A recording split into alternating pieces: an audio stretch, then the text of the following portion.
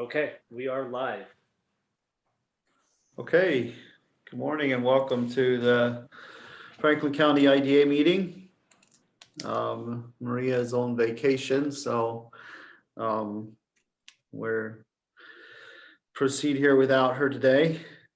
So for roll call, I'll You want me to go do ahead that? and say what? You want me to do that? Do the roll call? That'd be great. Okay, Sherry Boyer is absent. Michael Duran is Here. present. James Ellis absent. Steve Ehrman, Here. Madeline Fleury, Here. Justice Martin, Present. and Archie McKee. Here. We also have myself, Russ Kenyon, Phil Hands, and Kelly Burnett. Perfect. Thank you. We will entertain a motion to accept the agenda. I'll move. Okay, I'll second. okay. All in favor? Aye. Aye. Opposed? Okay, then we will open up for any public comments, which I don't think we have anyone on today. So we'll entertain a motion to approve the minutes from March 23rd. So moved. Archie. Oh, I don't think I can do that. I wasn't there. Right. move. I'll move in Archie's place. Okay, I'll second. okay. Any discussion?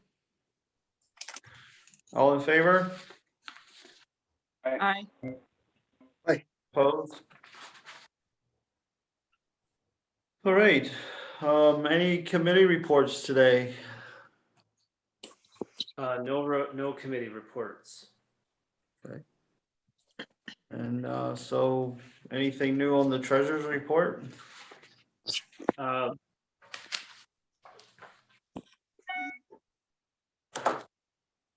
for the IDA, no, we kind of burned ourselves out last month with the audit discussion. But so far if you look at our profit and loss and budget, there's nothing unusual or out of the ordinary for this month.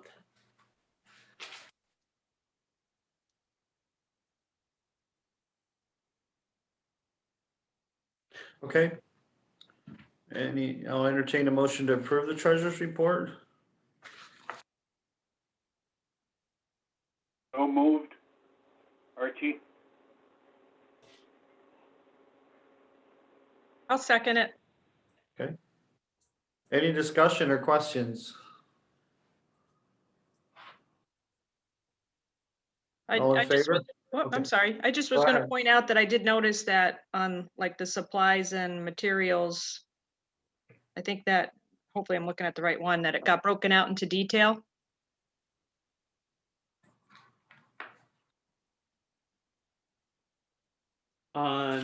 In which report? Maybe I'm not looking at the right one. We do have we do have a detailed budget for supplies and materials. I think I was, that, yeah. That's the same as it has been. Okay, I think I was looking at the LDC. And the LDC, yeah. Okay.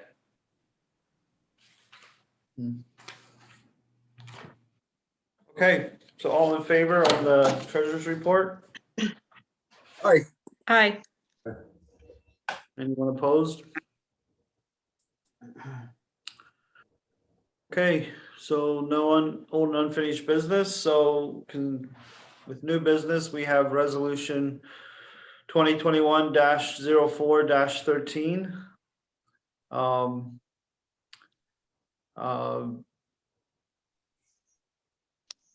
entertain a motion to bring that to the table. So moved, Steve. We have a second. I'll second. All right. I guess it's actually resolution 2021-15. I was reading the date. Sorry about that. All right, we have a first and a second to bring that to the table. Jeremy, Sorry, could you? who made that? Who made those motions? I'm sorry. Steve did. Steve. And was And it Marilyn, Madeline? Madeline's second. Madeline, I'm sorry, Madeline. Okay. I do that a lot. So Would you like me to provide some background on this resolution, Justice? please, that would be great. So if you have it in front of you, everybody, this is if you recall, we have as far as any project that the IDA would consider and approve, there's two different resolutions that happen. In this case, this is called the initial resolution. This is a resolution where the IDA board can say, we accept this project as we know what it is, here's the scope of it, and we authorize the chair, the CEO, council to go negotiate on behalf of the board to see what kind of financial assistance may make sense for this project. So it's basically accepting the project and then opening up the process for holding a public hearing and negotiating the details that would presumably come back to the board at some point for a authorizing resolution. So I would call your attention to a couple paragraphs in this lengthy legalese laden resolution. First is the paragraph in the bottom of page 1 that begins with whereas Church Street NY LLC. That's an important paragraph because that describes the scope of the project. And in this case, it's an existing affordable housing project in the village of Tupper Lake called the Don Smith Apartments. And the applicant has proposed to purchase this property and renovate and upgrade the apartments. And so that paragraph describes some of the particulars of the project, including the fact that it has 50 one-bedroom units, but they're all HUD subsidized, so that it is primarily it's geared towards lower income seniors is the who is able to live there. The next paragraph on which is the beginning paragraph on page 2, it says, whereas the agency is contemplating providing financial assistance. So this paragraph is important because it describes what types of benefits the applicant is seeking. And in this case, it is what is typical plus something that we as a staff and board have not considered in our time together. So the applicant is seeking a payment in lieu of taxes, exemptions from mortgage recording tax, and also requesting to use the IDA to issue tax exempt bonds for $5.5 million. So that's something that that's a very typical, frequently used IDA benefit is to issue tax exempt bonds for qualifying projects. It's just not something that we've done in the last few years. And the benefit to an organization considering the project is that the rate, basically the interest rate in which they borrow is less, since no taxes are paid because they're issued through the IDA. So those are the two important paragraphs in this lengthy resolution. But we've got a 50-unit apartment complex in Tupper Lake. Church Street, New York LLC is proposing to purchase and renovate the complex and is requesting IDA benefits in order to make that happen. And so the resolution is, again, an initial resolution authorizing the IDA to begin working with the applicant and doing the other necessary steps to figure out if and what financial incentives the IDA should consider. Any questions? Yeah, Jeremy, is the project currently owned by the housing authority in Tupper Lake, or is it Oh, private? it's privately owned currently. I don't remember who owns it, but it's privately owned. So there's probably a pilot in place already, and these guys acquiring it will renegotiate a pilot, I would assume. There is a pilot in place, I believe, with I do have a copy of it. I haven't reviewed it yet. Yeah. I think with the town and perhaps the village, I can't remember. Okay. So this would basically supersede, and if a pilot is approved, it would supersede and replace existing pilots. Okay, sounds good. Thank you. Would that pilot have to be renegotiated with the taxing entities? Yes. Yep. So in this case, it would be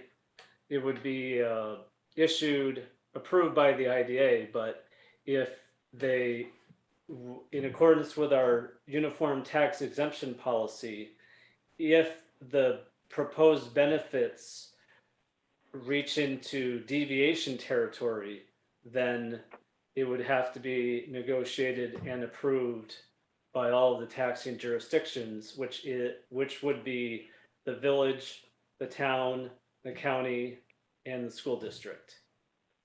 So one of the first steps for me, if the initial resolution is approved, is to reach out to all of those jurisdictions, let them know that this project's being considered, and then start working with all of them and the applicant to see if there is an incentive mix that seems to make sense for everybody.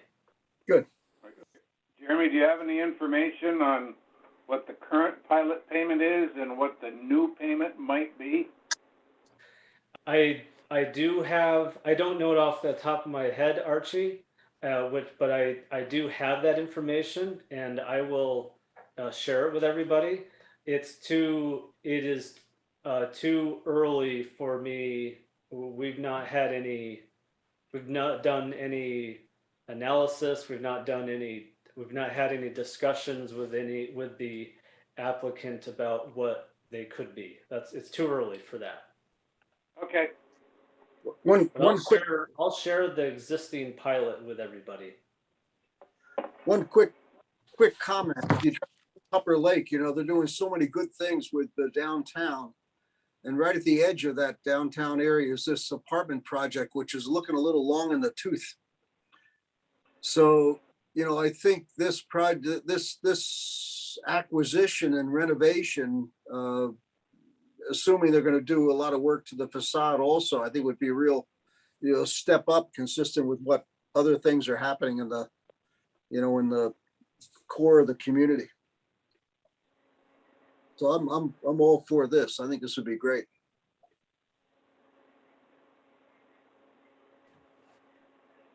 Any other questions for me about this project right now? Yeah, I have one question. Exactly how does the bonding work? I mean, is it through the IDA, or is it through the state, or?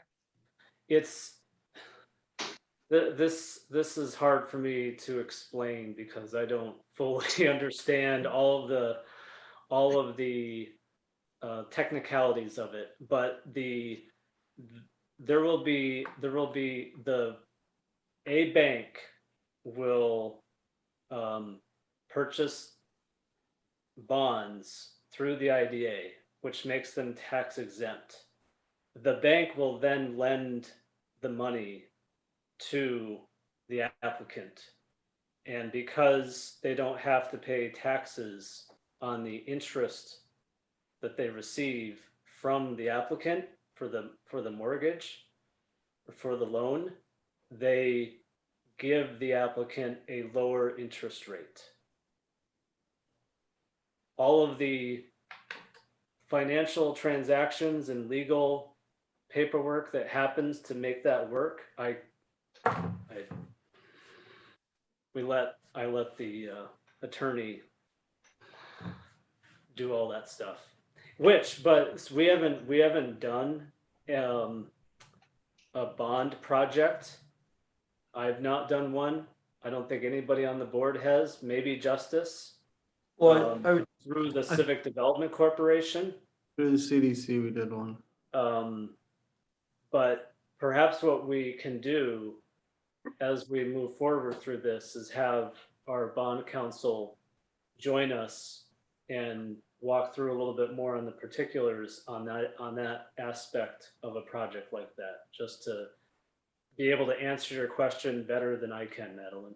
Okay, well, is there like a risk to the IDA, or?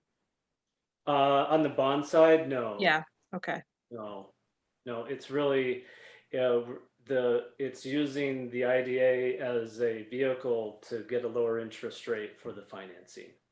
And that's and that's available. The IDA can do it, but most of these types of things are going through civic development corporations now, which we have, and we've had several projects, but they all have to be qualifying, and a housing project like this does qualify. Is the reason this is going through the IDA instead of the CDC is because it's independently owned? It's not a municipality or a... No, it could go through the CDC, but because it does qualify through the IDA, and the IDA is also they're asking for assistance through the IDA. I think it's a kind of just a simplicity. It's simpler just to use the IDA for all of it, but it could go through the CDC. And this resolution is just to give you the ability to begin conversation and negotiation, right? Correct. Yeah. So what's happened to date is that we understand the scope of the project. We have a complete application. Yeah.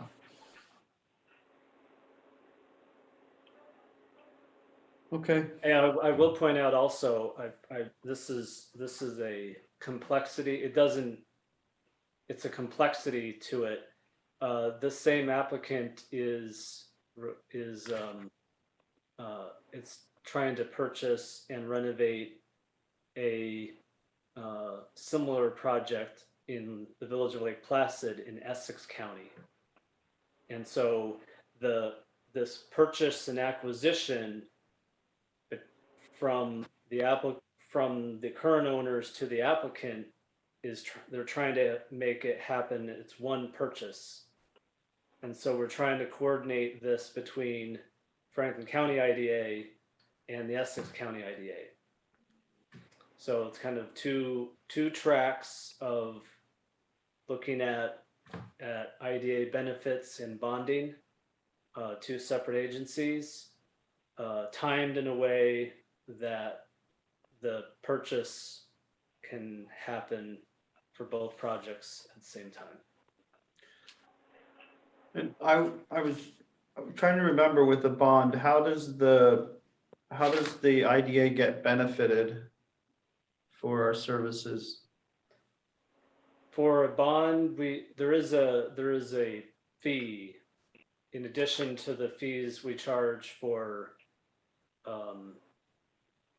the other benefits. Yeah, There's a fee upfront cost associated. I don't remember what it is. okay, Just like the CDC. yeah, yep. Okay. You want to do a roll call vote on this, Jeremy? Yes, please. Justice Martin. Yes. Jim Ellis is absent. Sherry Boyer is absent. Steve Ehrman. Yes. Archie McKee. Yes. Michael Duran. Yes. Madeline Fleury. Yes, I approve. Thank you. Okay. Very good. So our next order of business is the Broadband Initiative. You want to give us, I'm going to turn this, we've been working with the county on a project to help ensure that Spectrum's rollout of connecting additional households to internet service is maximized in Franklin County. It's been a priority for the county and we are assisting, and I've asked Russ just to give the board an update on what we're doing in partnership with them and why. All right, thank you, Jimmy. It's okay, I'll share my screen. Okay. Can everyone see a shared screen? Yes. Okay. We'll hop forward to as Jeremy mentioned, we are assisting Franklin County in kind of a regional or North Country effort to, amongst multiple counties, to assess Spectrum and Charter's progress on some commitments they were required to make for approval of their merger with Time Warner Cable. They were required to build out to 145,000 addresses in New York that are either unserved or underserved with broadband. They also have to provide a confidential list of the addresses they are counting towards this, and we've signed non-disclosure agreements to participate in that. So we're working with a coalition of partners in other counties to track those addresses, and one, make sure they're accurate, and two, that they actually represent an expansion of their network to a valid area where there isn't already adequate service. Our strategy for that is we're working with Ezra Schwartzberg at ADK Research and Dave Wolf at ADK Action to map those addresses and to analyze that data and put it in a format that we can present to a local contact that has thorough knowledge of the town. We sit down with that local contact, we review those maps, we go through address by address to see whether those addresses are in areas where Spectrum already has service or whether another provider has service. And then we see whether it's an actual expansion of their network or not. And then when we're all done, we'll take all of that data from each of the towns, we'll report it back to the county and the New York State PSC with any concerns that we have or any addresses that we've identified that really don't fit their expansion requirements, in hopes that we can add additional addresses that will fit those goals to actually expand the broadband network to more areas that are needed. So to date, we've reviewed Bangor, Bombay, Constable, Fort Covington, Malone, Waverly, and Westville. That's 7 towns total, with over 60% of all the addresses noted in Franklin County by Spectrum. We're continuing to schedule reviews. I think Moira is next on our list. We have a few more towns left after that, but there are some towns that don't have any addresses identified that we won't have to review, but we're making steady progress on that. We'll continue to work forward, and then we won't be able to publicly present the data because, again, it's protected by confidentiality agreements, but we will try to report back to the board again on sort of an overall conclusion to that going forward. Anything I missed, Jeremy? No, it was a pretty good overview. It's something we've been working on for about a month, and just wanted to, we've been really busy at our last meeting, so we wanted to make sure we gave the board an update on this important project, because broadband is a priority for the county. It's obviously important infrastructure for us, for everybody, and so this is a good way to for us to be engaged with some real on the ground work to improve broadband in Franklin County. So I have a question on that. You said that, Russ, there's some criteria that Spectrum uses to determine whether an address or an area would qualify to get the upgrade or the service. What is that criteria? I mean, how are we going to ensure that the people that need it are really going to get it? There is, as you know, New York State has a very ambitious program to expand broadband through grant programs in addition to this, and they've defined some areas as unserved or underserved. I think their goal is to eventually get everyone with access up to 100 megabytes per second is the ultimate goal, but I think anything below 25 megabits per second is currently considered to be underserved. And so the goal is to at least get that basic level of connection to those areas. I'm not sure what criteria Spectrum is using in terms of which addresses they select. And I think that's part of our effort, is to make sure that they are using the right criteria and that they're actually reaching new addresses that represent an expansion of overall access to broadband, not just another provider in an area that already has some access. And Madeline, I think when you were, I think that's the key for your question. We don't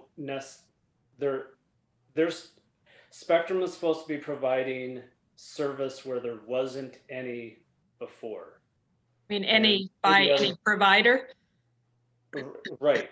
So but there's 4 examples of types of addresses that we might come across where we can then go back to the Public Service Commission and say, these don't count. For example, if you're going down, if Spectrum has a line going down Route 11, because it obviously is going to have an existing line going down Route 11, and there was an address all of a sudden it shows up as now served, that doesn't count, because all they did was connect an address using an existing line. What we want to see is a whole new line going up a road where there was nothing before.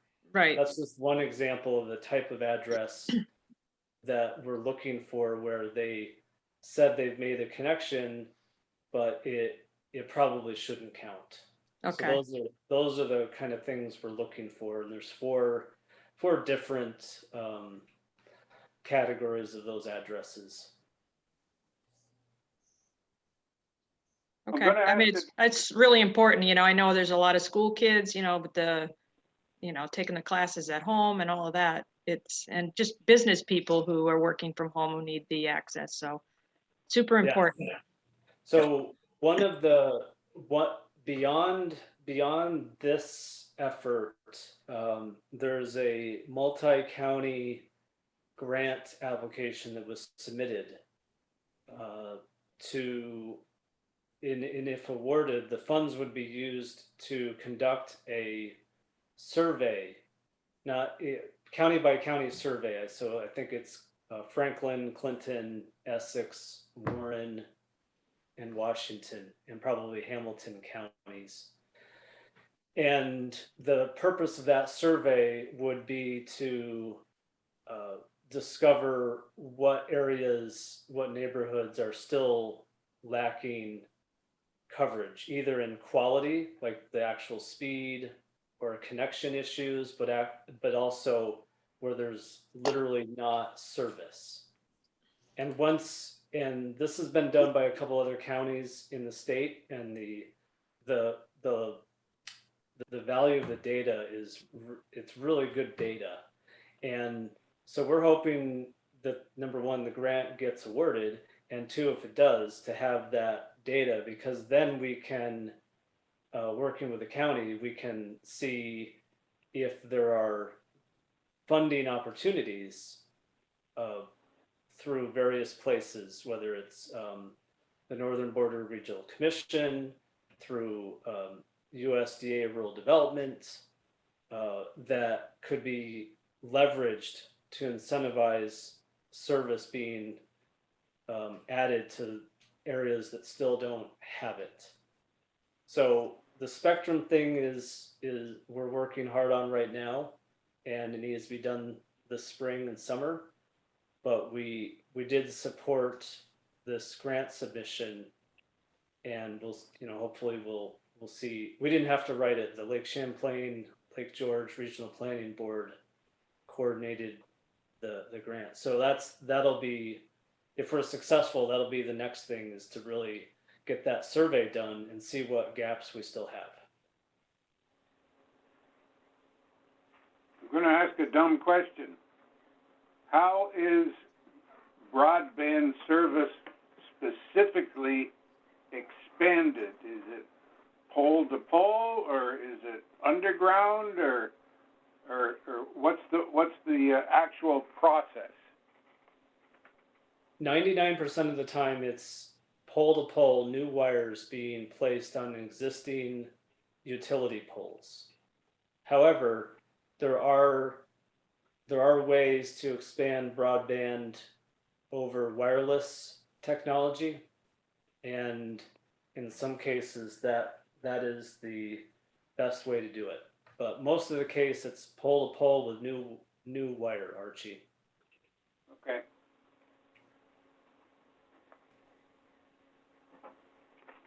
Did you, Okay. Jeremy, did you send out that resolution? Because I don't see that one. Which one? The broadband one, are we gonna?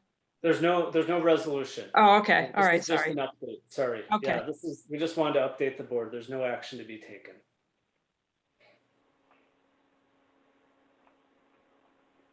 Okay, thanks, Russ. All right. Thank you for that update, and truly it's a great cause, like has been mentioned. Anything, I don't believe there's anything for executive session, so our date of next meeting is May 11th, 2021. I know there's been some question about, in-person meetings, and I think the best we have set up now is if a few of you want to join either at the Saranac location or here in Malone, we could at least get a little bit more in person than we are now, if you are comfortable with that. Just a thought or a suggestion. I know I miss getting together, but I think we all do. The one benefit that we've learned over the last few months, so prior to the pandemic, the state law changed requiring IDA meetings to be live streamed, which requires a certain technology setup. We were doing it a little bit before anyway, so it wasn't a big lift for us. But we have really good setup now at the Cary and at our office in Malone, where it works well. We can hear each other. It's just all good.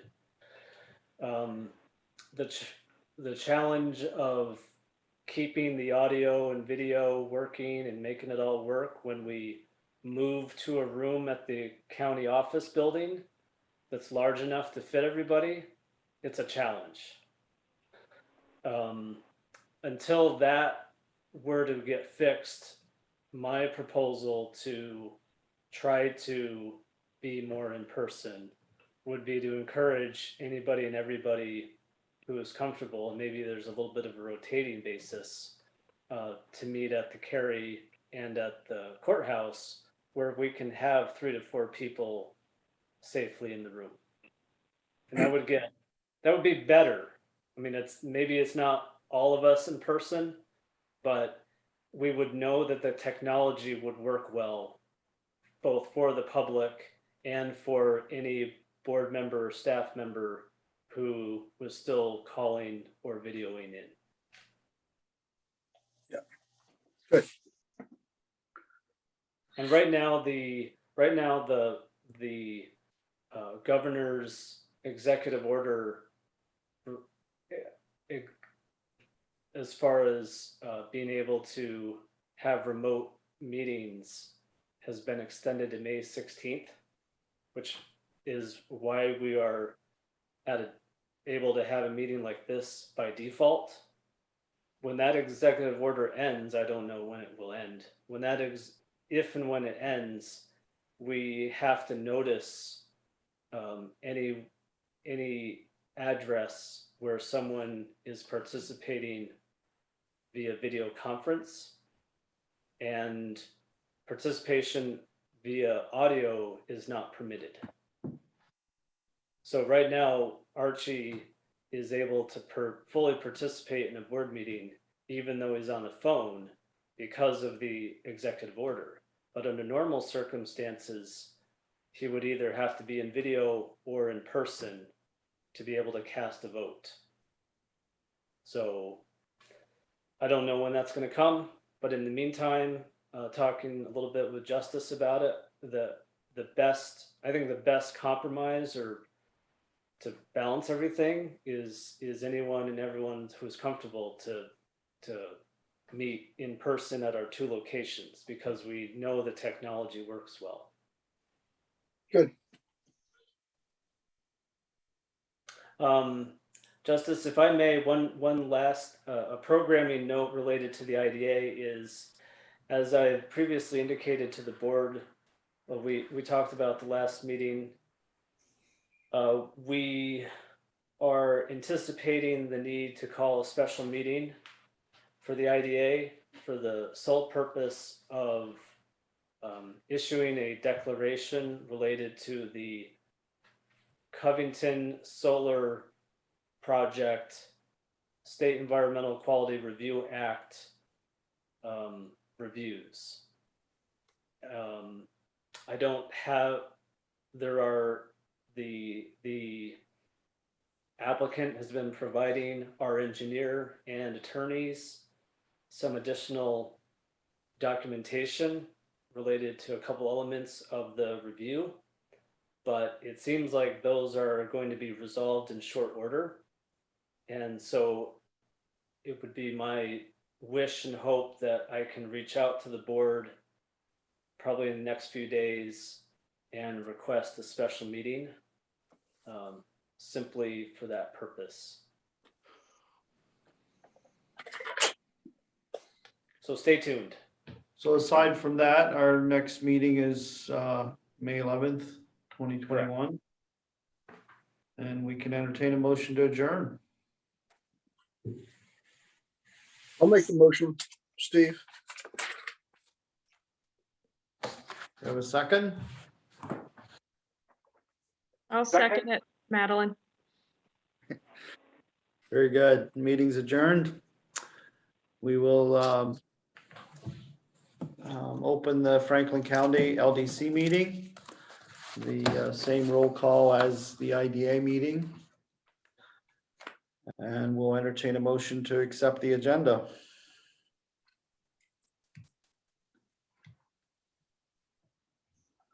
I'll make a motion, we accept the agenda. Have a second? I'll second. Mike? All in favor? Aye. Aye.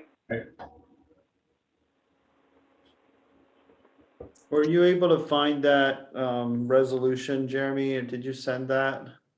I did send it, yes. The resolution number. One of them was missing from the packet. Number 14. Did you send it by email? Yes. All right, I can very bring good. Thanks. Screen as well when we get to that point. All right. So we'll entertain a motion to approve the minutes from March 23rd and March 25th.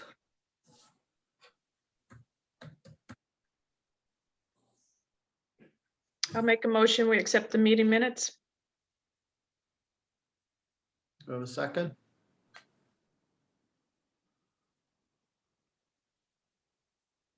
I'll second. Okay, Yeah, All one in at a favor? time there, right? I'm trying to keep track. okay. We don't need to argue over it. I was trying to remember if weren't you missing at one of those meetings, Michael? Yeah, I was just looking at that, actually, the second one I was at, but not the first one. 25th. Okay, For just as it, for what it's worth, I don't have it on hand where I can hand it to everyone and tell you this, but it's my understanding that a board member can still approve minutes for a meeting in which they did not attend. Oh, Just okay. I don't, there's no obligation. If you don't feel comfortable, then don't do it. Right. But if you ever get into that situation and you're like, I'm comfortable, then it's my understanding that you're completely legal for you to do so. And that's my past experience from other boards as well, Jeremy. okay. So your motion still carries, Michael, huh? Okay. So all in favor? Aye. Anyone opposed? All right, any bills and communications? Jeremy, No, committee reports? no. All right, that takes us to the treasurer's report.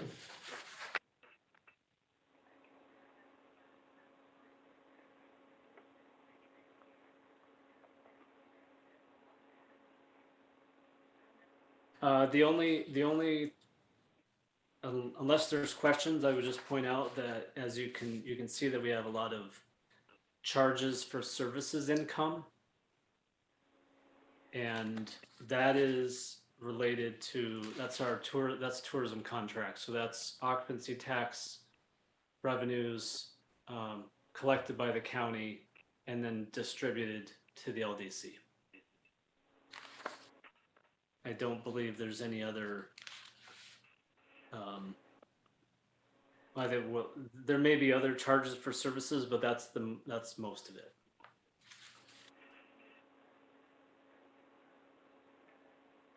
Is it a different, from my packet, I'm not showing our loan report. Is that in a different, So that's something I'll need to email that to everybody. Let me make a note of that. We are changing, just write this down. We are changing how we do that. We're not going to provide that in the public document anymore. We're going to provide it to the board on a monthly basis. But just to the board, I just failed to send that to you on Friday. We have it. I'll just send it to everybody along with the other thing that I would send you. That's just to protect confidentiality better. yeah, And what we should do is it obviously should come to you before the meeting. And that way, if there's specific questions, you can reach out to me or Russ. And if there's a need for a discussion that's appropriate for executive session, then we could do that at our meeting. I can tell you that we're in good shape with everybody. There's nothing unusual compared to prior months. But I'll share it with everybody. We have two loans that are we have two clients that are past due, but we are dealing with it. okay. Now, when we approve the treasurer's report, so what we approve, is the loan report part of the treasurer's report? And does No, that You're doesn't need just to be? approving, you're approving what is in front of you, the financial. Okay, okay. All right, any thoughts or questions?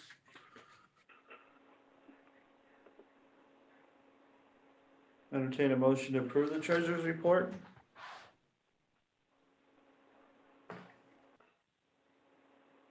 I'll make the motion, we approve the treasury report. I'll second. All in favor? Aye. Aye. Anyone opposed? That was Madeline and Archie. Did I get that right? I forgot. I need to write that down. Yes.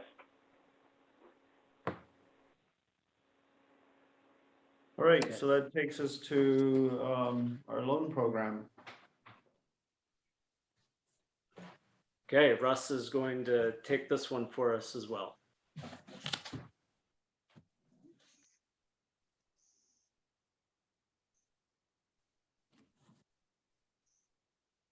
Sorry about that. I forgot to unmute just 1 second.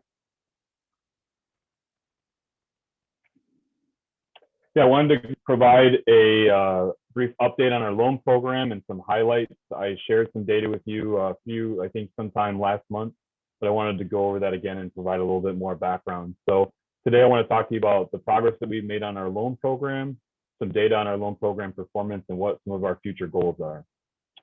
In the last few years, we've addressed a 5-year valley in our loan program. Remember, we went through almost 5 years where we did not have a significant loan.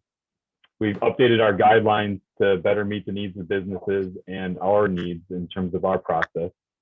We brought much of our loan analysis and underwriting in-house so that we could not only save money to our organization, but also to save costs for the business and improve our efficiency there. We hired a nonprofit loan expert as a consultant to review our program and make recommendations, which we've begun implementing. We developed an extensive checklist for our loan process, which has well over 75 steps that we're tracking now to make sure that we're not missing any important steps in our loan evaluation or closing process. And we developed a system for tracking and projecting loan amounts, which is also pretty extensive, and I'll get into that in a minute. So due to that tracking process, I've been going back and looking at some of our performance over the years, and I found that since 1984, we've facilitated or issued at least 85 loans for over $20 million as an organization. Wow. And in the last 15 years, we've either issued or facilitated at least 30 loans for over just under $4 million, actually.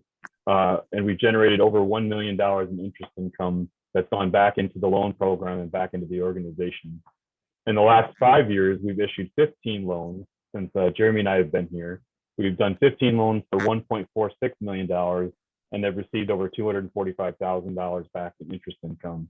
But again, has gone to support additional loans and the organization. This is a dashboard that I've been working on to represent kind of visually where we've come in the last 15 years. You'll see in the mid 2000s, we had several loans that we issued. This is mostly to one business in Malone that has been very successful and has paid back 2 of those loans and is close to repayment on the 3rd loan.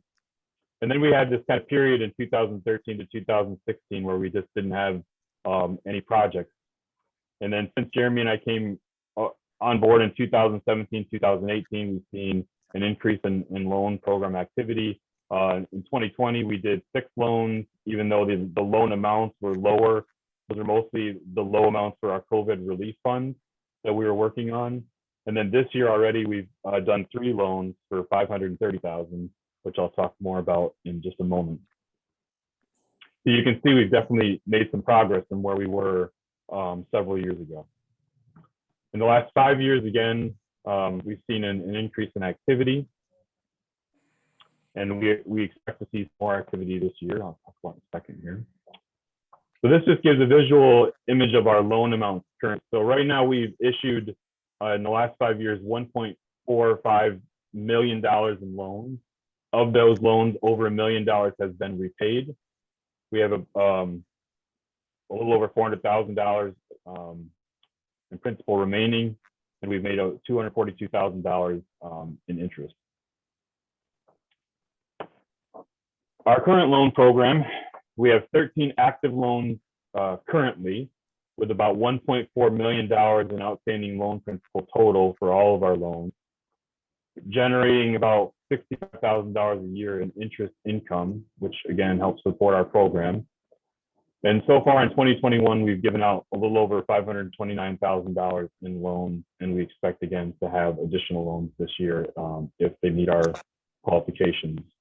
Our delinquent debt right now is only $2,541, and that is basically one loan who is making partial payments each month. So they are making progress consistently each month, even though they are behind, they're making an effort.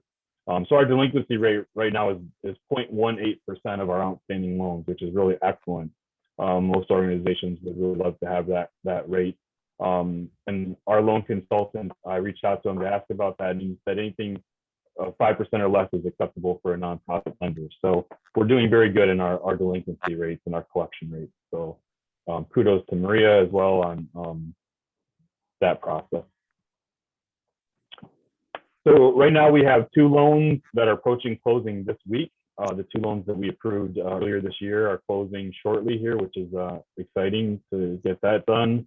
And then we have 2 loan applications that I'm reviewing currently and trying to work through the process of getting some appraisals done that we need and some other analysis that we need. In addition, I'm expecting, just from my conversations, to hear from at least 2 additional applicants at some point in the next couple of months. Our future loan program goals, as we've talked about some of these in the past, but I wanted to add this, that we're exploring, I'd like the board to explore expanding our loan committee to include more business representation. Right now, we don't have any small businesses actually on our committee or contributing to our committee. And I think those voices could be valuable in terms of our evaluation and things that we think about in our process of evaluating loans. Secondly, I would like to evolve our COVID-focused program that we instituted last year to a formal small business relief fund that's a little bit more flexible and not necessarily COVID-centered. We are seeing situations where people could really use a very fast-track, small amount of money to take advantage of an opportunity that they see that's in the short term, and then further developing a microloan program for smaller amounts that we have a faster track program for loans, say under 50 to or $35,000 to $50,000.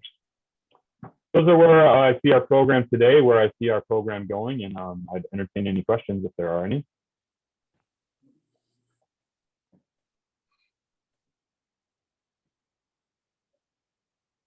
Thank you, Russ. That was very informative. Good.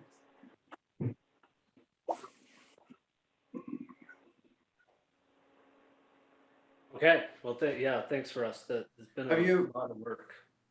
Have you ever compared agencies like LDCs in other counties, and how, is what we're doing per population, is this normal, or are we above average, below average? Just curious. I haven't done any formal comparison, and I don't know how much we can do in apples to apples, because other LDCs have a lot of different economic environments. As you know, we've been focusing a lot on smaller businesses, so our loan amounts may not be as high as maybe in a more industrial area that might have larger projects than we do. But we know from working with our small businesses that these amounts are very important to them, and so I really know that we're making a significant impact on the businesses that we have. Good. Thank you. Justice, Yep. there was one item of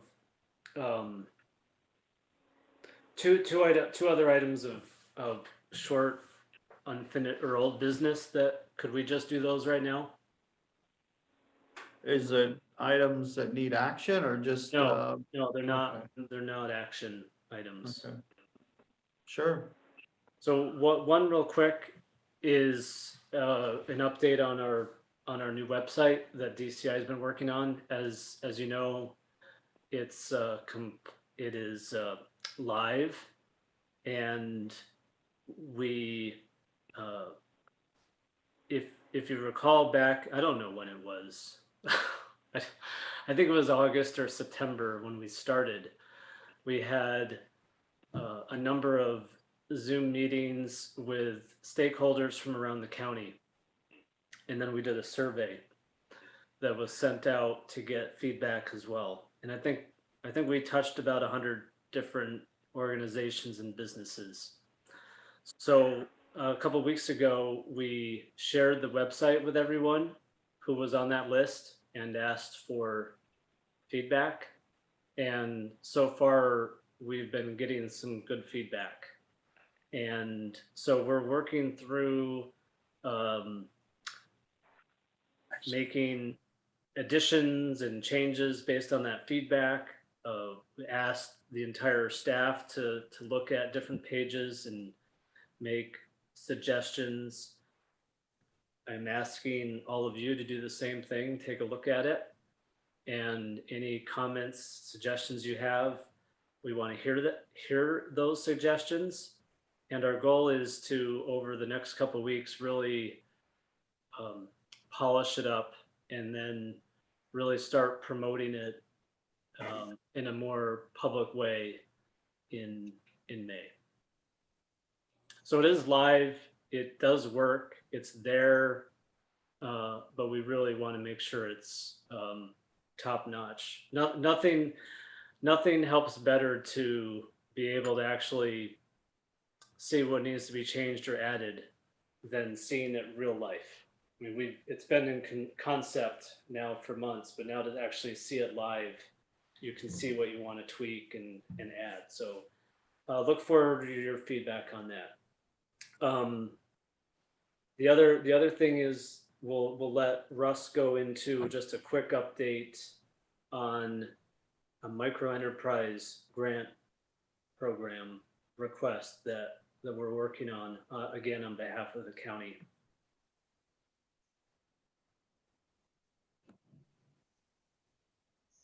Thank you, Jeremy. I'm going to share my screen one more time here. We want to do this just to update you, but we also have homework assignment with this one. So don't forget the homework assignment, Russ. Yes, I will. So you may remember a couple of years ago, we hosted a CDBG microenterprise program on behalf of the county as a subrecipient. And we gave, I think, 7 grants for a total of $170,000 out to businesses. And we would like to renew that program and request an additional round, which this round is actually more money from the state than the previous round that we would be eligible for. So we're helping the county put together an application for another round here.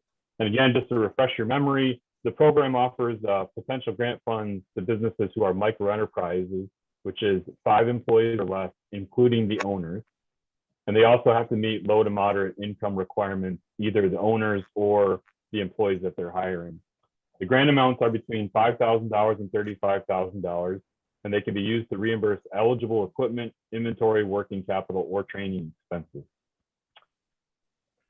As I mentioned, the program has some income requirements for eligibility, and I'll send this out to you so you have this. That the business must either be owned by someone from a low to moderate income household, or the project must create at least one full-time equivalent position for a person from a low to moderate income household. And those are CDBG requirements for those impacts. So for example, if you had a household of 4, that household would have to have a total income of under $53,750 based on 2020 amount. So we decided when we created the program last time that we would have program priorities to sort of help guide the committee with approval. Projects don't have to meet these priorities to be approved, but they do guide us a little bit in alignment with our other economic development priorities. So we're looking for retail, tourism, or service businesses moving to or operating in a downtown area so we can help support downtown infilling. The second one is businesses that offer products or services for needs that are unmet or insufficiently available in the community. if there's a service that we need more of or a product that we need more of in the community, and this business will help satisfy that. Value-added agriculture business or business transition, buying or taking ownership of an existing business. We've seen some situations, even in our current applications, we're entertaining applications from 2 businesses that are transitioning to new ownership, younger ownership, that don't have a lot of capital for equipment purchases. So this could be something that could help with that. One other requirement is that they have to participate in the small business training with the SBDC or another partner that we would approve. For our outreach for the program, to start our application, we have to have letters of support, but also letters of interest from businesses who would qualify for the program to show demand. So right now what we're doing is we're asking our stakeholders to do some outreach on our behalf to help get the word out about the program and to ask for letters of interest from businesses. We have a form for that that might be interested in the funding and would qualify for the program, so that we can include those with our application. It would also put those people at the beginning of the stack when we solicit applications. If we're awarded, those businesses would be at the top of the list for eligible businesses to apply.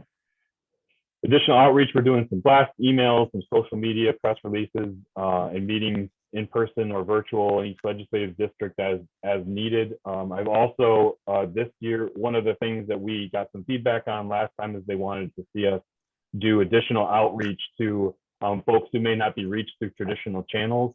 And so I've been reaching out to organizations that help with mental health populations or visually impaired, hearing impaired, or other organizations that might reach LMI populations to make sure that they hear about the program as well. So we're currently in this outreach period. We may have to extend that into May a little bit. And then our hope is sort of in the middle of May to start preparing our application and putting these letters of interest together if we've had enough by then, and hopefully to submit the application sometime at the end of May or early June. So your homework assignment is to help us, assist us with this outreach to anyone that you might be aware of that could qualify for the program. Again, I'll send out the letter of interest form that you can share and additional information on the details of the program. If you could assist us in helping get the word out and helping to get those letters of interest back to us, hopefully by the end of the month if we can, it would be much appreciated. Anything else to add, Jeremy? So you just tell us if you know of a business, all we need you to do is say so and so might be good for this because they want to do X, Y, or Z or whatever. Here's their phone number. We'll contact happy to them, reach out to them. make sure that they have help them fill out the letter of interest form. We'll just take it from there. Any ideas you have, we would appreciate it. I do have one question. On the income limits that you listed, does that include the business income they may earn, or is that just their individual? Yeah, it would be their total household income. Okay. And that's something that we don't have a lot of flexibility on. That's a USDA CDBG requirement. Okay. But they can hire an employee that is the position is going to be for a household under that income as well. Okay.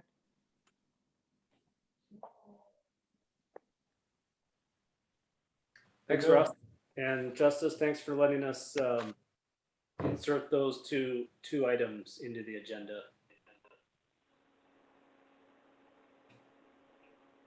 All right, that takes us to new business. The resolution 2021-14 concerning an agreement with Bandwango. I think we need to have a first and a second to bring that to the table, and then let's discuss that. Steve will move. Archie? Okay. So go ahead, Jeremy, with giving us some input on this resolution. Well, first of all, I apologize that I included the same resolution twice in the packet, so you did not receive this one, even though it's listed on the agenda. So that's why I've brought it up on the screen. And this is a tourism-related contract, and it's a project service that we're really, really excited about.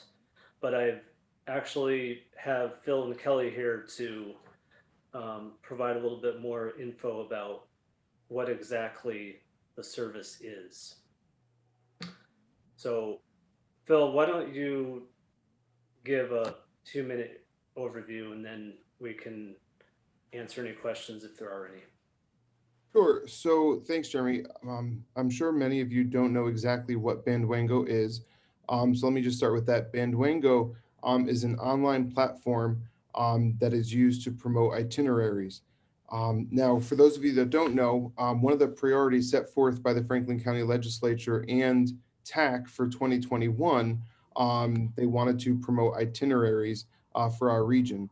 So what sets Bandwango apart, and the reason why we're excited about this, is because Bandwango offers this online platform that goes above and beyond a traditional itinerary of a simple map and just a listing of what you would like to do when you're in the county or in the region. And with this platform, it also incentivizes people to follow the different itineraries.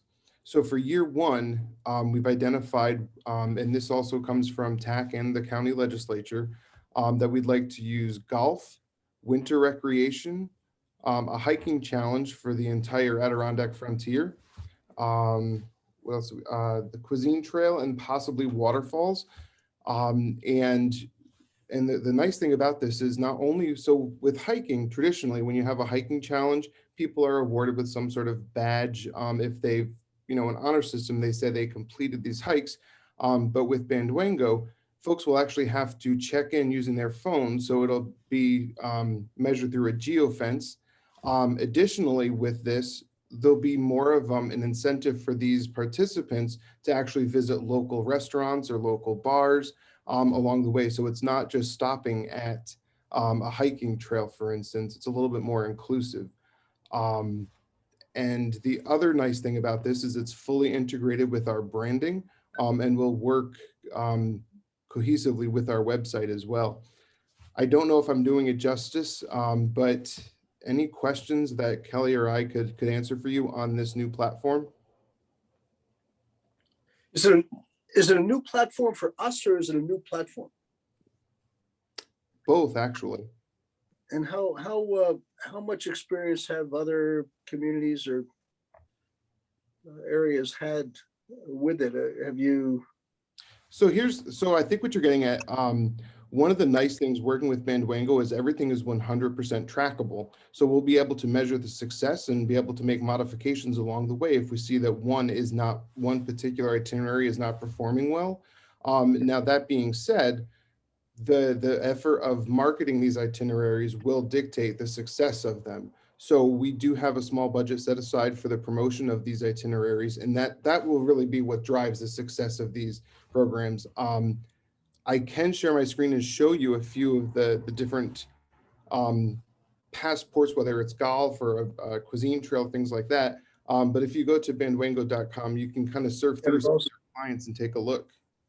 Yeah, I think we've looked at, I think we've had, I don't know, 5 meetings with them or something, and looked at a whole host of different existing experiences that they've set up with different different tourism agencies, both at a local level, like a county, but all the way up to states. There's states that are using it. And I think it's worth pointing out, Jeremy, that in addition to just the platform, what we're paying for is also they'll help us with an actual marketing strategy for these itineraries. So it's really more than just that. I kind of undersold it in that sense. In addition to a marketing strategy to help promote them, they'll also provide us with digital design that's consistent with our branding as well. So we're really getting quite the bang for our buck with this. Good. I think, Steve, I'll just jump into Bandwango, I believe, was created in 2018. Yeah. But they do say within the past 6 months, they've added over 65 new clients, and they've seen such a massive growth since the pandemic because people are taking kind of more of that control and independence in planning their vacation and their itineraries and being able to do things kind of at their own will. And this will just give us the fact that it's convenient and on the mobile device and, you know, nothing's a set time or date of completion. So it gives a lot of flexibility. Good. Well, thanks for that. If I were a traveler and I wasn't sure if it was Northern New York or Western Massachusetts or something, and I went on Bandwango and I said, I'm interested in, I'll say I'm interested in golf. Would it then spotlight Franklin County along with, how would that, No, how would it, as, So as a, Bandwango, how would it work as a, for somebody accessing it? How do you, because this is all, I respect you guys for knowing this stuff, and it's all feels like mystery time for me. It's a good question. Yeah. Go ahead, Phil. so Bandwango is the company that we're using. So everything will actually be linked to our website. So it's our responsibility and our job, and they'll help us with this to promote these itineraries that will be hosted and listed and fully integrated with our website. So it's not, nobody's going to Bandwango. In fact, I'm not so sure that people know what Bandwango is, to be quite honest with you. So that's just something that we know internally, right? But when we're talking about the actual itineraries, it will be the Adirondack Frontier Hiking Challenge and how we promote that. So at Bandwango is working in the background, but nobody will really see what that is, except for maybe at the bottom, there will be possibly some affirmation that they, that they're the host or something like that, but it will be fully branded the Adirondack Frontier, Visit Adirondack Frontier, and we'll be promoting that as such. So If I'm a golfer and I'll say, gee, I think I'll go to Northern New York to golf, and I'm going to go to, I'll look up venues and Franklin County will come up. Then I'll get into our Adirondack Frontier tourism website. And in the process of doing that, will the passport from Bandwango then be accessed? You say, wow, this is kind of cool. That yeah, you, it'll be seamless. You won't be able to tell that you're on a different website or anything like that. So let's just say we have decent SEO and you Google Adirondack Frontier Golf, it will bring you to our website, and front and center on our website for golf, we'll have the passport for Adirondack Frontier Golf. And in that passport, we'll host all 4 golf courses. right. What hasn't been established yet is what we want that passport to look like. So all of that is fully customizable. And that's what Bandwango will help us to do. They'll work with us and with the golf courses to determine, gee, do you want to have a discount on here? How do you want this to work when someone gets there?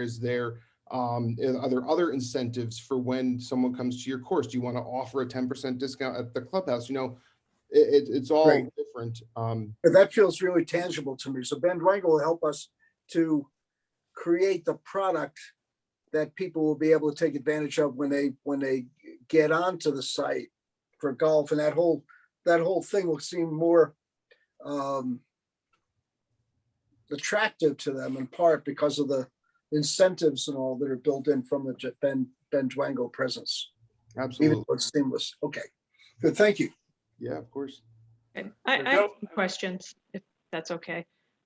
One of them, do the businesses that are going to be involved in this, like say the golf courses, are they going to have to pay a fee to be part of this, or is this just a free service that is going to be offered to them?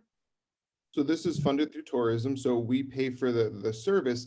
Now it's up to the golf courses if they choose, and they don't have to, but they could offer a discount or some additional incentive to draw additional traffic to their course, but that's not at all necessary.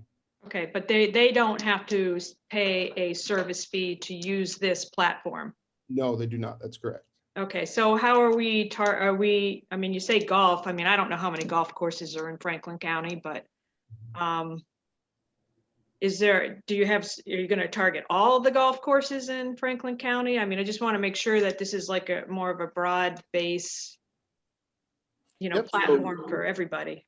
Yep, so the whole purpose of the itinerary is to bring people across the entire region. So when we do a golf passport or a golf itinerary, we have 4 golf courses in Franklin County, and all of them will be part of the golf passport. Okay. And then the other question that I had was, like, how do we advertise? I know you said if somebody wants to go golfing, like for me, I'd go online and I'd say golf in Northern New York. Mhm. Is that going to zoom in on Adirondack Frontier, or, people don't know Adirondack Frontier if they're not, it's not that wide known yet because it's new.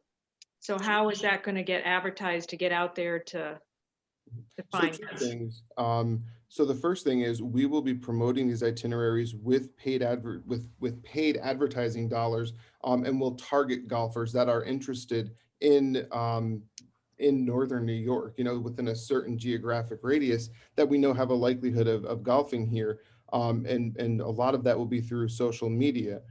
And secondly, what you're asking about is if someone Googles it, we do hope to achieve a certain level of SEO or search engine optimization so that when someone does enter certain keywords like Adirondack Golf, it will pop up on Google. Okay. And so that's the other thing with Bandwango is they will help us with that strategy to help achieve a little bit higher ranking in Google and with our overall marketing strategy to promote these itineraries.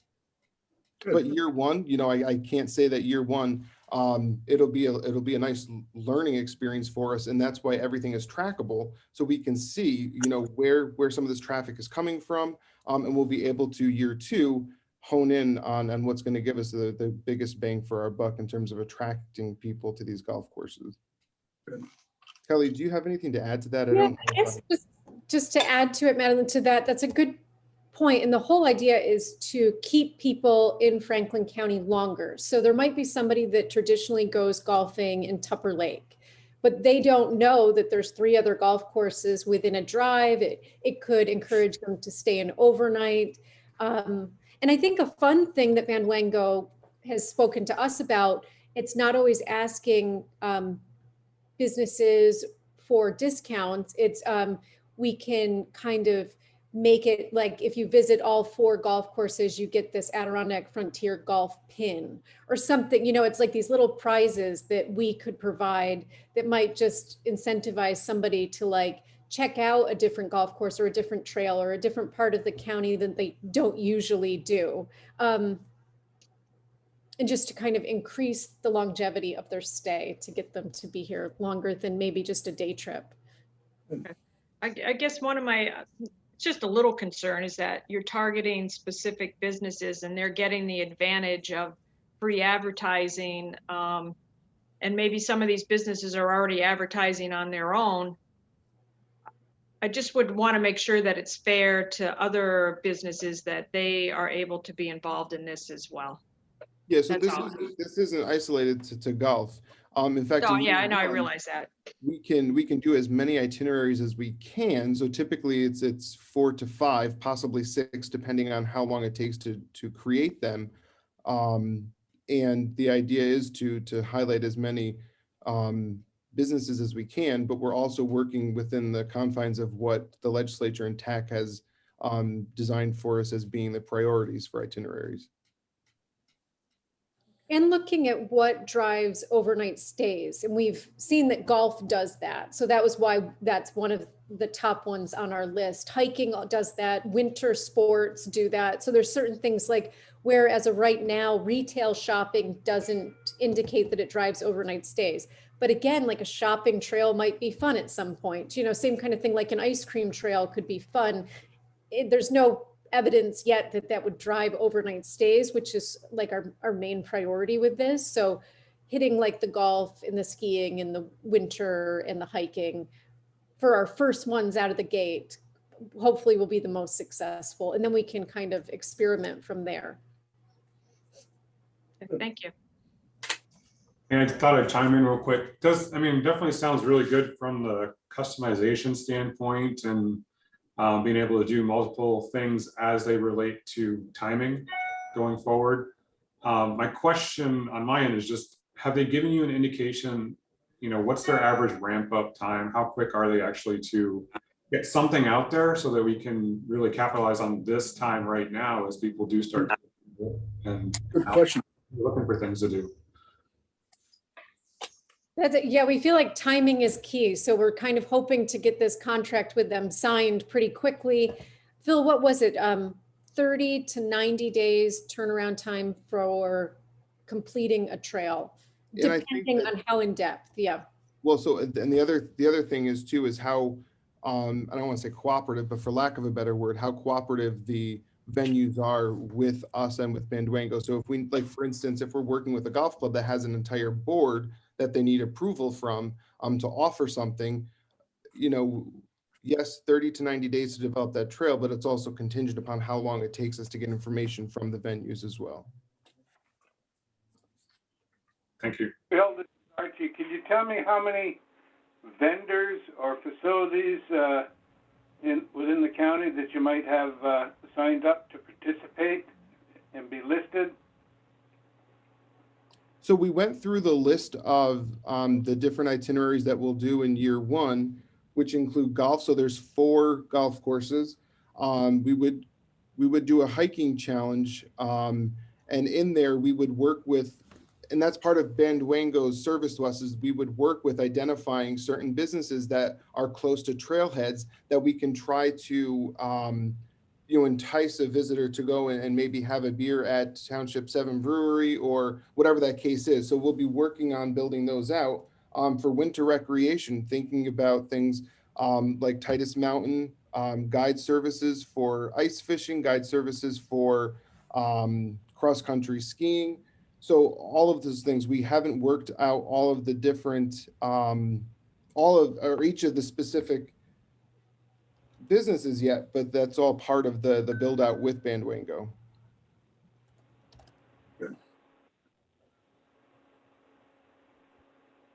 And let me just add one thing. So it's great from my perspective, to be able to have Kelly and Phil know this stuff upside down. But there's two things that stand out to me that set this type of thing apart, and why we need to take it, look at this opportunity compared to a lot of traditional things. So we can make social media ads, and we can have a link back to a blog post on a website. It's a very traditional thing to do. There's nothing wrong with it at all, as far as I'm concerned. I think it can be overdone, but that's like a traditional activity that then is measured by a destination development management organization, and the number of people who click on the social media ad, number of people who click on the blog post and hopefully read it. Okay, that's great. This service, in the way that it engages people, does 2 things, if we do it right, that I think set it apart from all sorts of other marketing efforts. One is the data that we will be able to collect and see from it at just a level of specificity that a lot of other traditional things don't provide, number one. And number 2 is something that's really, really important to us and everybody, which is further conversion of visitors from just visiting and going home to actually spending money in Franklin County businesses. And that's, we just talked about why we know golf does that, but some of these other trails we want to do, we're hoping really is more than just marketing ice cream shops or whatever. Like, let's do something that actually we can document whether or not our efforts are getting people to ice cream shops, rather than putting a blog post on a website saying, hey, we've got these 6 great ice cream shops. You call it a day and you hope for the best. I'm not saying we're going to do an ice cream shop, but we're using that as an example. This will be able to actually see, and the business will be able to see who is showing up at their ice cream shop as a result of this effort. So the level of data we're going to be able to get is a lot more than a lot of traditional efforts. And hopefully it also is able to translate into business in ways that it's harder to measure with other efforts. So those are, at least for me, 2 reasons I'm really excited about this and this trend of service. So the TAC has weighed in on this idea as well? I don't know if we've got any, we provided them, Phil gave them an overview by email, send us some links and a presentation. I don't know if we've received any feedback, but we said, here's what we're doing. Do you have any feedback? And I'm not sure we've received any or not, but they know what we're doing. And we presented it to the legislature as well. Right. Good. Last week, yeah. Okay. Well, we had a first and a second. Are we ready to do a roll call on this one? I'm sorry, who did the first and second? I think I did the first. Is that possible? I recall, it was so long ago. I think it was you. Steve and Madeline, right? I think so. Perfect. Well, Jeremy, could you go ahead with the roll call then? Steve, Yes. Madeline, Yes, I approve. Mike, Yes. Archie, Gotta say, no, I think it's a little rough and, I don't know how complete it is, but, I'll be the bad guy. okay. Justice, Yes. I think that's it.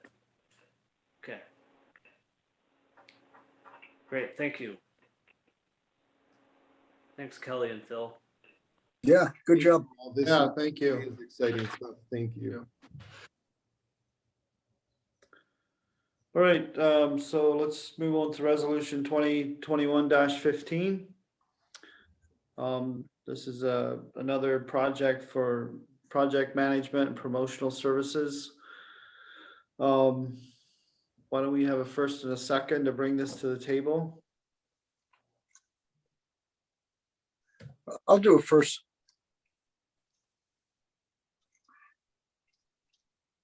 Second, Archie. Okay.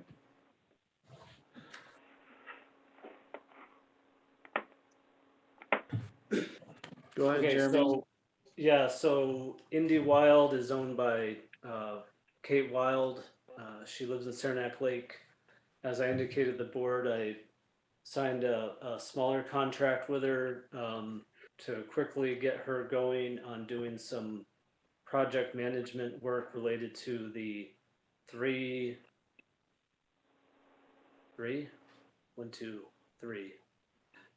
grants, Main Street rehabilitation type grants we have for Saranac Lake and Tupper Lake. And that's going very well. Started off small and simple and just slowly been building on the work that I've been asking her to perform. And so what this is it's just a larger contract that would require board approval in order to do. I think it would be inclusive of what we've already done. And there's also, so that's the project management component, but and she's doing very well at it. I'm very pleased. It's been a great help to me right now. On the other side of it though, there's a promotional, marketing and promotion side of it. As you know, we have a new website, we've got a new brand, and now we are trying to put together some plans and activities to promote ourselves now that we have these tools. And that's the core of her business is doing, generating and posting content and supporting other small businesses with social media. And we don't have any specific activities lined up right now, but we see her as being very skilled at what she does and also very cost effective. And so we'd like to have a contract with her so that we can do some, if we in accordance with some plans and activities that we come up with, that we could use her to do some of that work to help us start to get the word out, using our website, brand, and associated social media. This is not related to tourism. This is specific to us as a economic development organization, promoting the county as a place to do business, as a place to live. So this is specific to our own promotional efforts, not occupancy tax. And just as we've expended some funds for 2021 related to marketing and promotion and the website, but we have between the two agencies a total budget of $20,000, and so on the marketing and promotion side, this is well within our existing budget.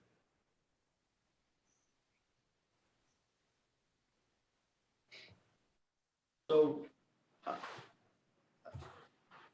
would there be any benefit in waiting to decide on this till, I know we've been having some executive sessions discussing personnel. I guess I'm trying to fit this into our overall employment goals. Do you have any thoughts on that? I have two. One is there's less on the promotional side, and on the project management side, I have deadlines and a sense of urgency, which is why I already have a contract with her of stuff that just needs to get done.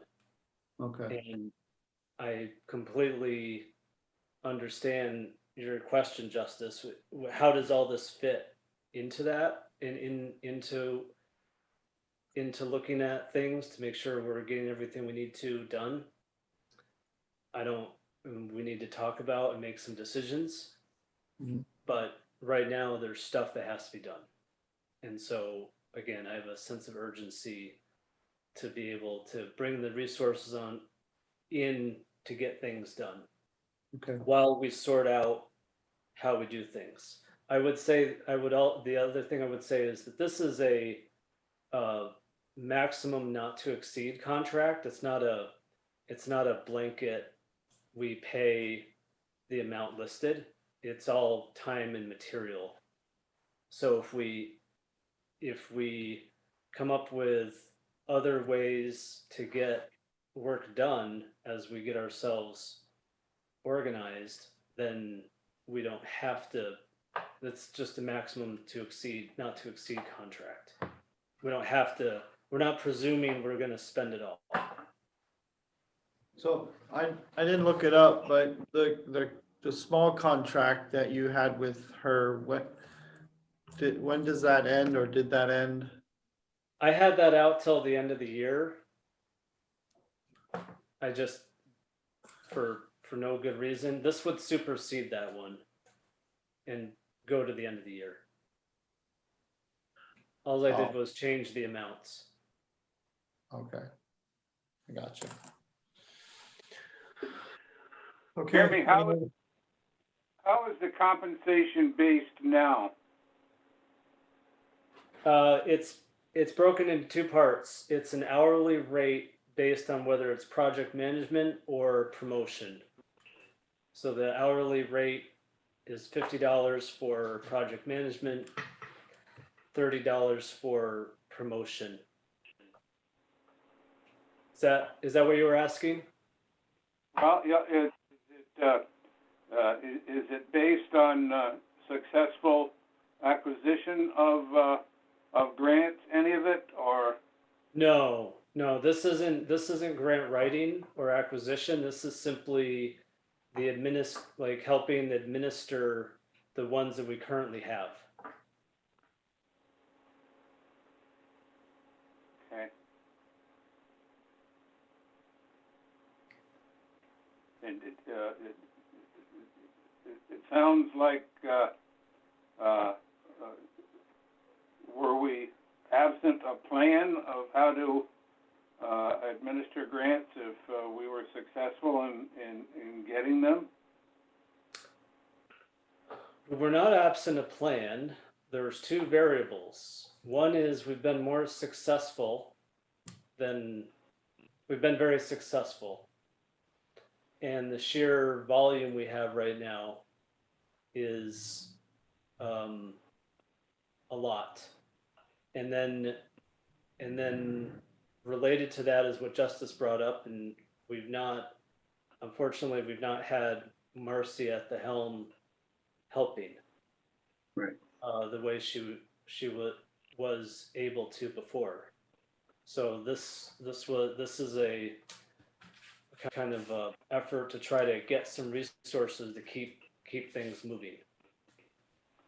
There are a couple of things that have been outside of our timeline too. So we did have a plan, and some things have worked outside of it. Microenterprise grant that Russ described, I mean, that's another one that's coming. The Main Street grant that we were just awarded from a loan, that now is just starting and will take additional effort.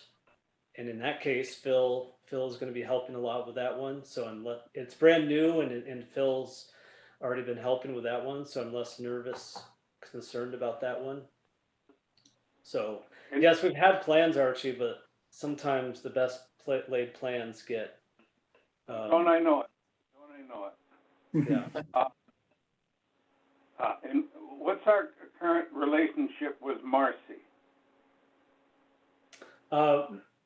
Marcy's on leave.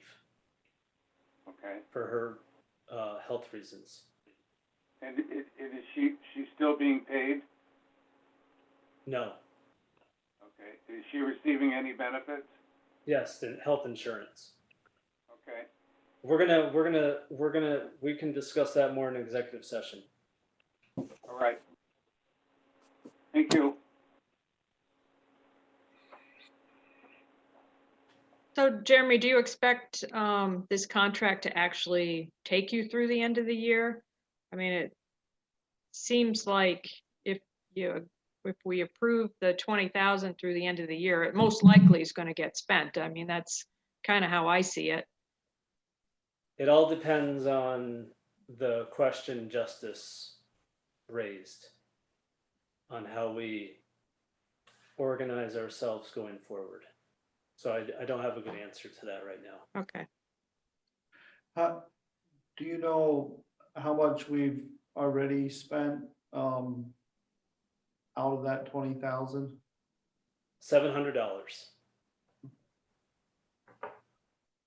So that was basically for March.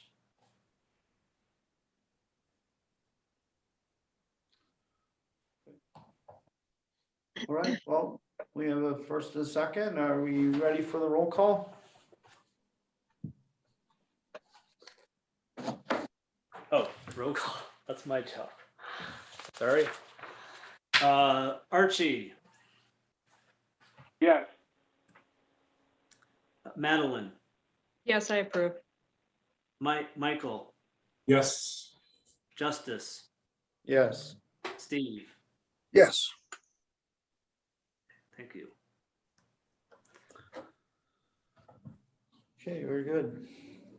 That leads us to resolution 2021-16 concerning a possible lease agreement. Let's have a first and a second to bring it to the table.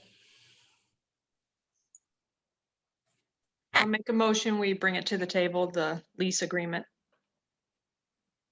Steve will second. Good.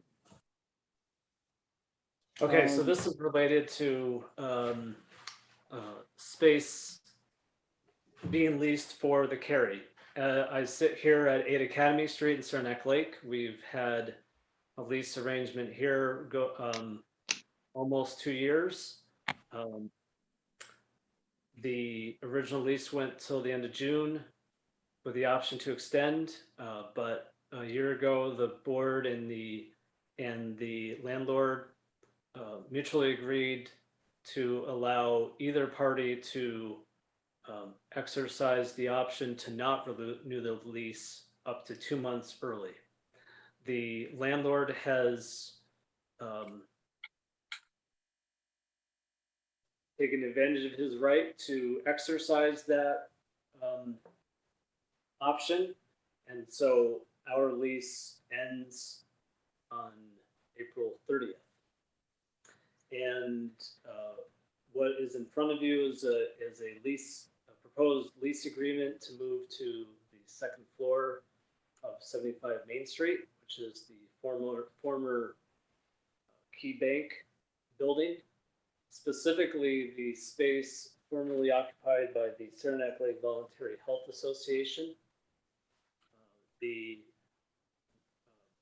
property owner has proposed a $500 per month lease where electric and utilities are included, except for internet and trash service. And it's a 1-year lease with the option to renew for a second year.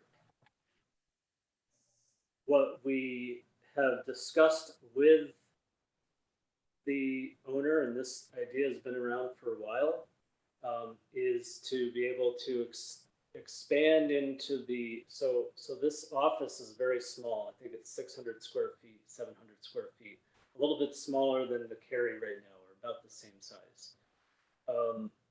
On the second floor of the building, but there's a much larger second floor space that's not physically connected. And what we're hoping is that we can connect those two spaces and then have a amended lease in a few months for a larger space that better suits our space needs. One of the things that we've all understood is that the carry is currently 8 Academy Street's a great little space, but over the summer it was not sufficient, especially with social distancing. There's just too many people and too many conflicts.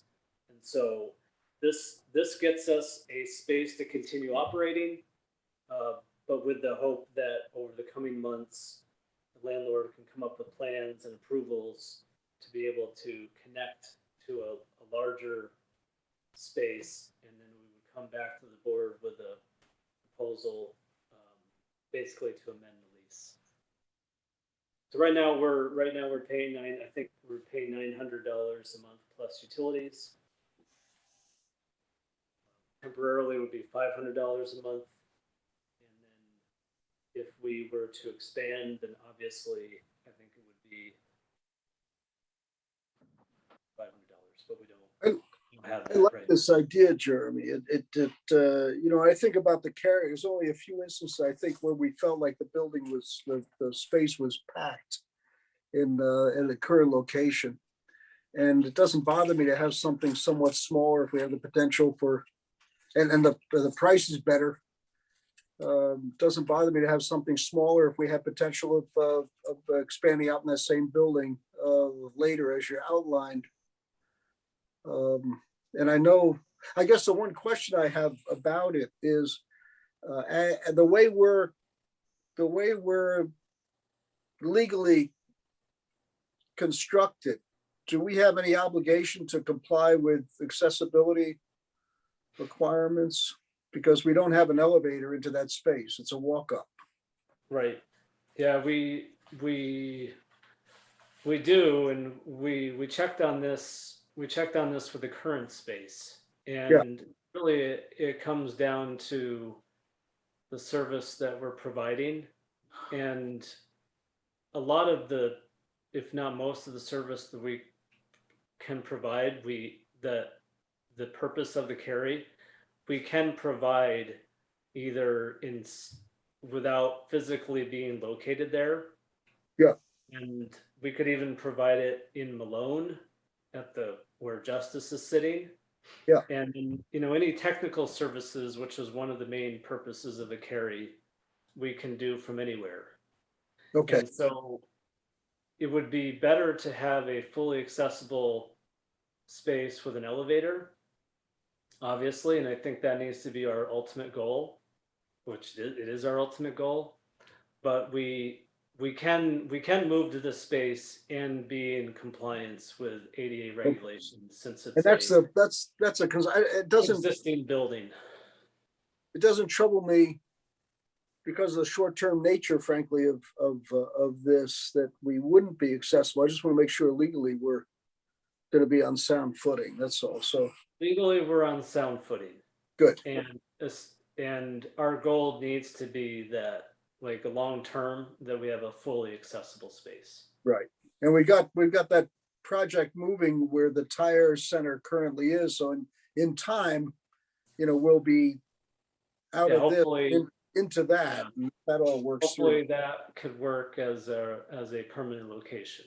Right. Okay, Yeah. it sounds good. And by the way, who is the principal in this is the new LLC that bought this? I know, because this was all, Cernak Development LLC is, I think, owned by Zukin Realty. so Zukin ended up buying the bank. Yep. Okay, Good. Managed by Brian Draper. great. Good, thank you. So how much has the carry been being used? Has it been useful aside from you and our employees? It's been really useful for our employees, obviously. That was one of the purposes why we originally were looking for space. That got accentuated by the pandemic.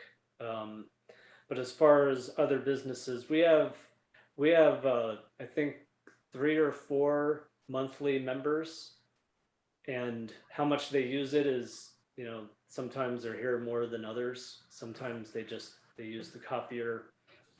Sometimes they actually stay here for a while. It's kind of random, which is fine.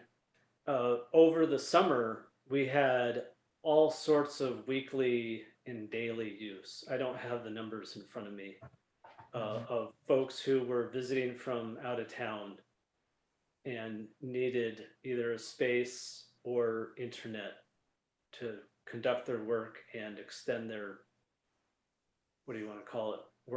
Vacations? I don't know what you want to call it, remote working vacations to the area. And we were starting to see an uptick in interest again. So that really tailed off it was a little bit in October, but really has been almost non-existent. That part of it's been non-existent. But we're starting to see that interest tick up again. Good. And will there be expenses and things incurred in like moving? I mean, we own, like, the furniture and everything can be moved, right? We're gonna call Madden's Moving and get a quote for how much it's would cost to move. I mean, we could put all the stuff in the back of my truck and make trips back and forth if we have to, but I'm hoping it's more cost effective to have Madden's just do it for us. I mean, it's like a half block, so we could wheel the tables down the road, I guess. But Good. rather just get Madden's to just do it so we can do other things. So does our relationship with the chamber and like with the copier and some of that continues as before? Yes, yeah, absolutely. That's going to continue. And in fact, at our next meeting, Patrick Murphy from Saranac Lake Chamber is going to be attending because they've proposed a kind of a memorandum or of understanding on some partnerships with us that I'm going to present to the board, and it includes the carry. Okay. Okay, well, we had a first and a second. Are we ready for a roll call? Any other questions before we do that? Okay. Michael, Yes. Madeline, Yes. Justice, Yes. Archie, Yes. and Steve's on the phone, so I'll ask him when he comes back. All right.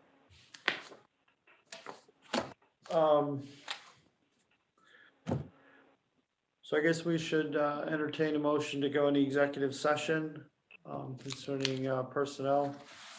This would be for the purposes of employment history of a particular person or corporation and the proposed acquisition, sale, or lease of property.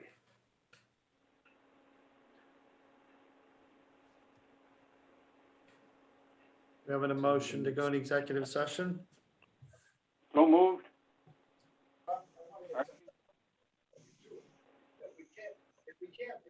I'll second it.